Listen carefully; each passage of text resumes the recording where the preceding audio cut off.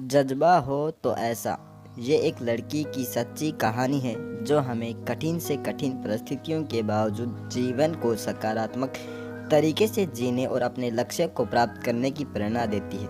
25 सितंबर 2000 की बात है, तब मैरिकल एप्टन महज 11 साल की थी। उस दिन वो अपने अंकल के साथ पानी लाने के लिए बाहर निकली हुई थी।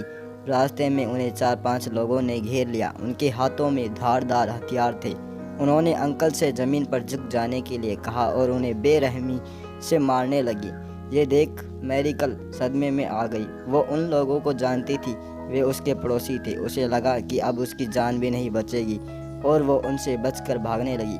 पर वो छोटी थी और हत्यारे आसानी से उस तक पहुंच गए। वो चिल्लाने लगी, मुझे मत मारो, मुझ पर दया करो। उन दरिंदों ने उसकी एक ना सुनी और उनमें से एक ने गले पर चाकू से वार किया। मैरिकल जमीन पर गिरकर बेहोश हो गई। जब थोड़ी देर बाद उसे होश आया तो उसने देखा कि वहाँ खून ही खून था और वे लोग अभी भी वहाँ ही खड़े थे। इसलिए उसने बिना किसी हरकत के मरे होने का नाटक किया। जब वे लोग चले गए तब वो उठी और घर की ओर दौड़ने लगी। भागते भागते ही उसने देखा कि उसकी दोनों हथेलियाँ हाथ से जुड़ी लटक रही हैं। यह देख मेरिकल और भी घबरा गई और रोते रोते भागती रही। जब वो अपने घर के करीब पहुंच गई तब अपनी माँ को आवाज़ दी। माँ बाहर आई और अपनी बेटी की ये हालत देख भयभीत हो गई। उन्होंने बेटी को तुरंत एक कंबल में लपेटा और हॉस्पिटल ले गई। हॉस्पिटल दूर था। पहुंचते पहुंचते काफ़ी वक्त बीत गया। डॉक्टर्स को कोई उम्मीद नहीं थी कि वो मेरिकल को बचा पाएंगे, पर 5 घंटे के ऑपरेशन के बाद भी वो जिंदा थी। पर डॉक्टर्स उसका हाथ नहीं बचा पाए थे। परेशानियां यहीं नहीं ख़त्म हुई।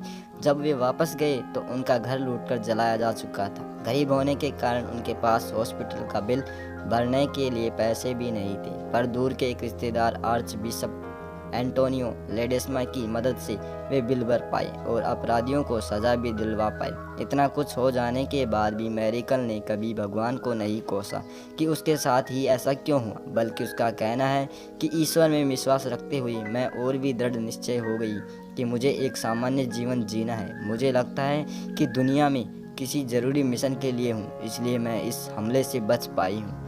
मेरिकल ने हाई स्कूल की पढ़ाई पूरी की और 2008 में होटल मैनेजमेंट का कोर्स भी पूरा किया और बचपन से खाना बनाने के शौक़ के कारण 2011 में शेफ़ बनने की शिक्षा पूरी की।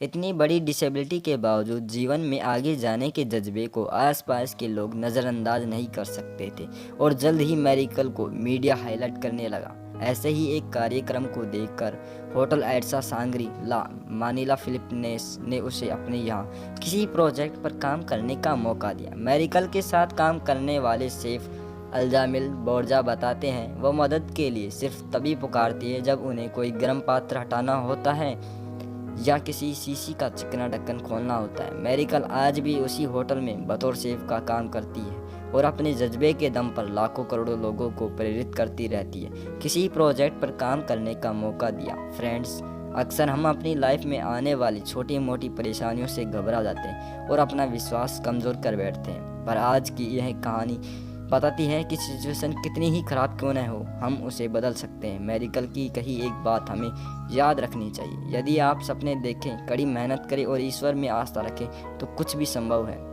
हमारी यह प्रेरित करने वाली कहानी देखने के लिए आपका तहे दिल से बहुत बहुत धन्यवाद। फिर मिलते हैं आपको एक नई वीडियो में। तब तक के लिए धन्यवाद दोस्तों। आपका प्यार यूं ही बनाए रखे हम पर।